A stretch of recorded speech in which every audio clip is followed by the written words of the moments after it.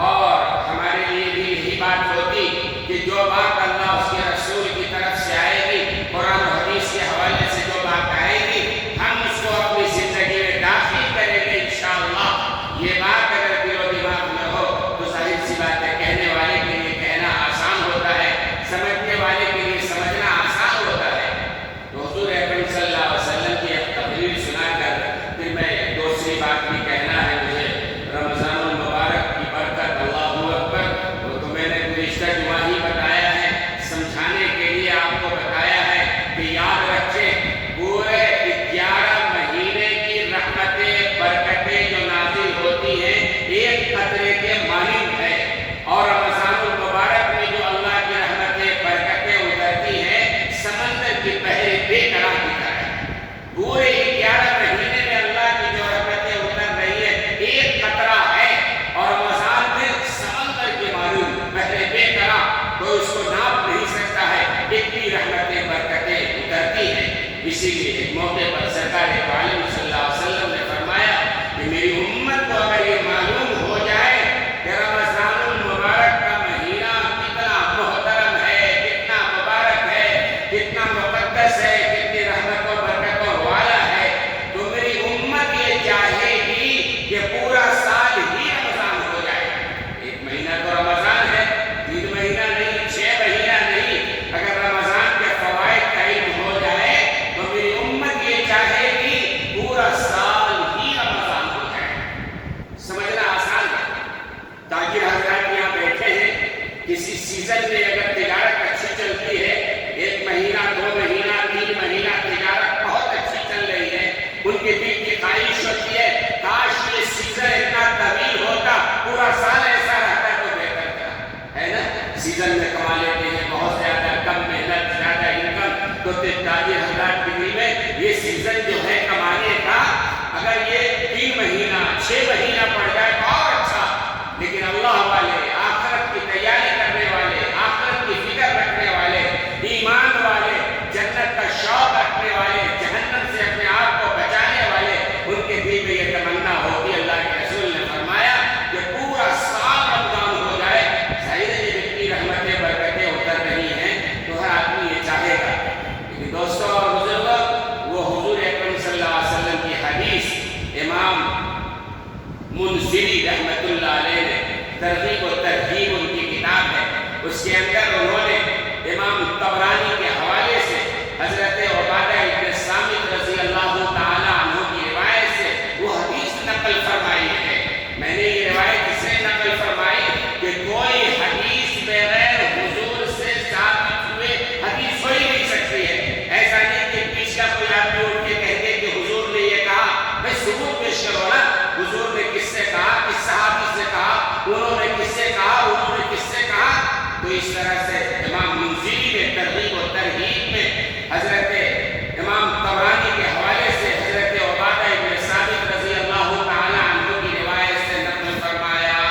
فرماتے ہیں کہ ایک دفعہ رمضان المبارک کا مہینہ آیا تو جناب رسول اللہ صلی اللہ علیہ وسلم نے صحابہ کے سامنے یہ تقریر فرمائی، مختصر تقریر فرمائی۔ حضور کے الفاظ بھی، اس کی تشریح بھی میں عرض کیے دیتا ہوں۔ فرماتے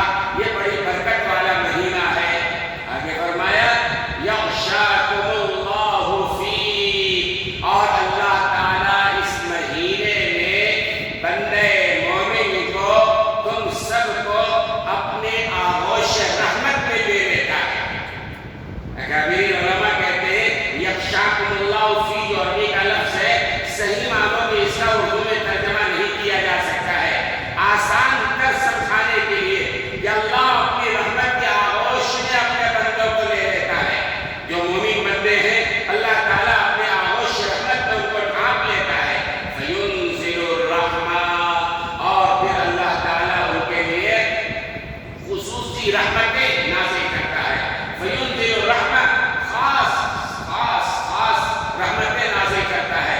ایسی خاص رحمتیں ہیں. ظاہر سی بات ہے یہ اللہ کو معلوم ہے, جناب رسول اللہ صلی اللہ علیہ وسلم کو معلوم ہے. فینزل الرحمت ویحط الخطایا, اور کیا ہوتا ہے اللہ تعالیٰ اس مہینے میں گناہوں کو معاف کرتا ہے, گناہوں کو مٹاتا ہے. یہ رمضان کا جو مہینہ ہے, رمضان کا جو لفظ ہے نا, رمضان کہتے ہیں, اس کے معنی ہی ہوتے ہیں جلا دینے کے, ختم کر دینے کے. چونکہ اس مہینے میں بندے مومن کے گناہوں کو ختم کیا جاتا ہے, جلایا جاتا ہے, مٹایا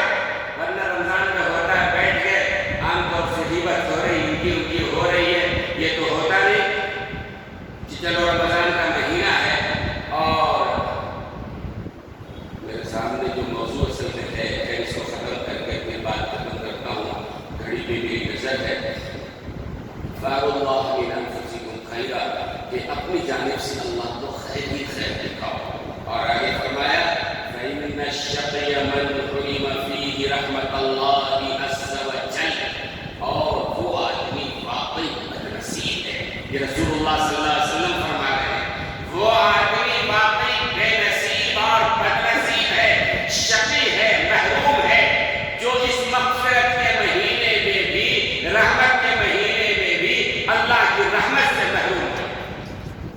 اللہ کی طرف سے تو رحمت کی بات ہو رہی ہے، برکت کی بات ہو رہی ہے، بے انتہا رحمتیں برکتیں ہیں. اس مہینے میں بھی کوئی بندہ اگر اللہ کی رحمت سے محروم ہو جائے تو کیا بولیں گے اس کو؟ بدنصیب انسان ہے، بے نصیب انسان ہے کہ اس رحمت والے مہینے میں بھی رحمت سے محروم ہو گیا. اللہ مغفرت دینا چاہتے ہیں، اس مہینے بھی مغفرت نہیں لے سکا ہے. تو بہرحال ہم سب کو طے کرنا چاہیے دستور الاعمال ہے.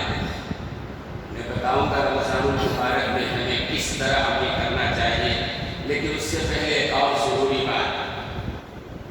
آپ دیکھ رہے ہیں، سن رہے ہیں، پڑھ رہے ہیں، ہر طرف چرچا ہے. یہ کورونا کی دوسری لہر جو ہے پہلی لہر سے زیادہ خطرناک ہے. پہلے 1 لاکھ تک گیا تھا روزانہ، ہم سمجھتے تھے 1 لاکھ روزانہ مریض آ رہے ہیں. اب تو 2 لاکھ، کل پرسوں کی رپورٹ ہے کہ ایک دن میں 2 لاکھ کورونا کے مریض ثابت ہوئے ہیں. مرض بڑھتا چلا جا رہا ہے پہلے سے زیادہ. یہ ایک وبا ہے، یہ ایک بلا ہے، اللہ کی آزمائش ہے، اللہ کی طرف سے یہ آزمائش ہے. لہذا ہمارے لیے کیا ہے دوستوں اور بزرگوں، ہمیں احتیاط کرنا ہے. احتیاط کرنا، احتیاط شریعت کا حکم ہے.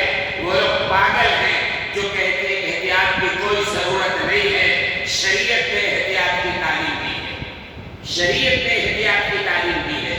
ایک دفعہ کھجور رکھا ہوا ہے، سرکار دو عالم صلی اللہ علیہ وسلم بیٹھے ہوئے ہیں اور صحابہ بھی موجود ہیں.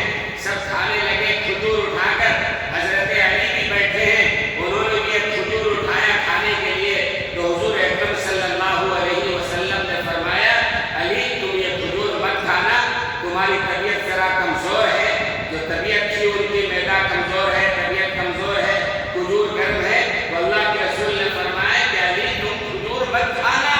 حضرت علی نے پلٹ کے یہ نہیں کہا یا رسول اللہ جو ہونا ہوگا، جو ہوگا، جو اللہ چاہے کہ وہ ہوگا. نہیں، امام الانبیاء کہہ رہے ہیں تم کھجور مت کھاؤ، تم ابھی کمزور ہو. معلوم ہوا کہ احتیاط شریعت کا حکم ہے، احتیاط کرنا چاہیے. ڈاکٹر کہہ رہے ہیں احتیاط کرنا چاہیے، ہے نا؟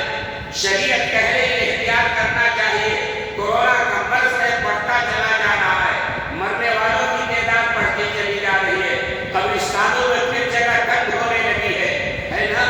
تو جو گائیڈ لائنس بتائے گئے ہیں اس کو فالو کرنا چاہیے نا بھائی.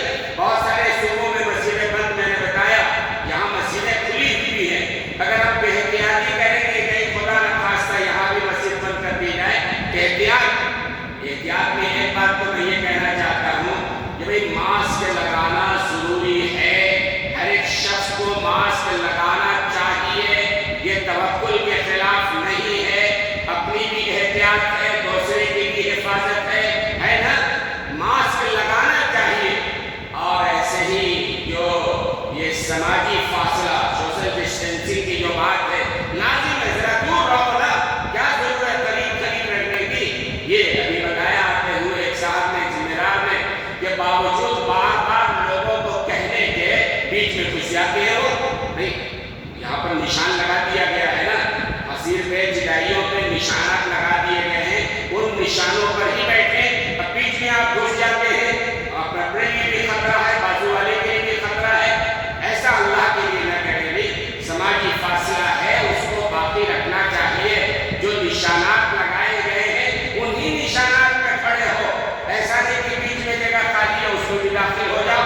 آپ اپنے لیے بھی خطرہ بن رہے ہو، دوسرے کے لیے بھی خطرہ بن رہے ہو. اس لیے بہرحال سماجی فاصلے کا ہمیں پورا خیال رکھنا پڑے گا. ماسک کا استعمال ہمیں کرنا پڑے گا. ایسے ہی اور جو چیزیں ہیں وہاں مسجد کے دروازے پر، وہ اصل میں حکومت کی طرف سے ہے، پولیس کی طرف سے ہے کہ بھائی آپ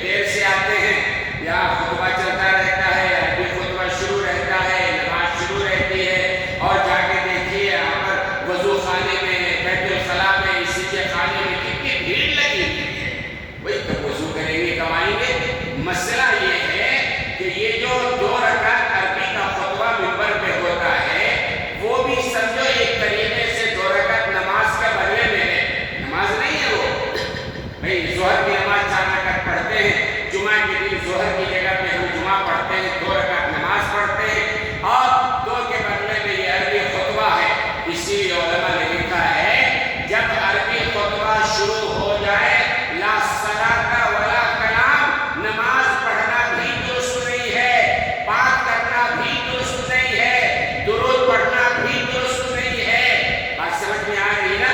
عربی خطبہ ہم دیکھ رہے ہیں کہ عربی خطبہ ہو رہا ہے، کچھ لوگ ہیں وہاں پر کھڑے رہتے ہیں، کچھ لوگ پیچھے بات کرتے رہتے ہیں۔ کاش ان لوگوں کے کان میں یہ بات پڑے کہ بھائی روایت میں آتا ہے کہ جمعہ کا دن آتا ہے نا، تو جمعہ کے دن فرشتے ہر مسجد کے دروازے